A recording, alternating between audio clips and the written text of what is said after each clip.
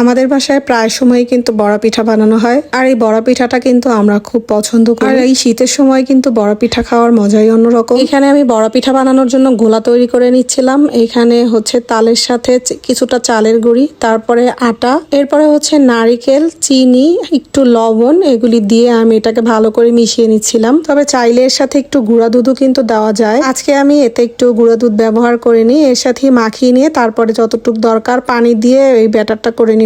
বড়া পিঠা কিন্তু গরম অবস্থার থেকে ঠান্ডা হলে খেতে বেশি ভালো লাগে, যখন সকালবেলা এটা খাওয়া হয়। আর আমি আজকের পিঠাটা রাতের বেলা বানাচ্ছি, তার মানে সকালবেলা এই পিঠাটা খেতে খুবই ভালো লাগবে। গোলাটা একদম শক্ত রাখবো না, একটু নরম রাখবো, সেই জন্য একটু পানি দিয়ে তারপরে করতেছিলাম। ছোটবেলা যখন আম্মু পিঠা বানাতো তখন রাতে ঘুমাতে গেলে ভাবতাম সকালে উঠেই পিঠা খাবো, আর দেখা যেত যখন সকাল হতো ঘুম থেকে উঠেই আমি পিঠা খাওয়া শুরু করে দিতাম। জানি না আমার মতো কে এরকম আছেন যে আগে এই কাজটা করতেন, তবে আমি কিন্তু এখনো এই কাজটা করে থাকি মাঝে মাঝে। যখনই পিঠা বানাই বা বাসায় কোনো পিঠার আয়োজন চলে তখনই না সেই সময়ের কথা মনে পড়ে যায়। আম্মু যখন পিঠা বানাতো তখন আমি কি করতাম, এই কাঁচা গোলা থেকে একটু একটু করে খেয়ে খেয়ে দেখতাম। আসলে ছোটবেলার জীবনটাই খুব সুন্দর, আর এইরকম স্মৃতি কিন্তু সবারই আছে। জানি এখন আর কখনোই ওই সোনালী শৈশবটা ফিরে আসবে না। দিন যাচ্ছে, বয়স বাড়তেছে, সবকিছুর পরিবর্তন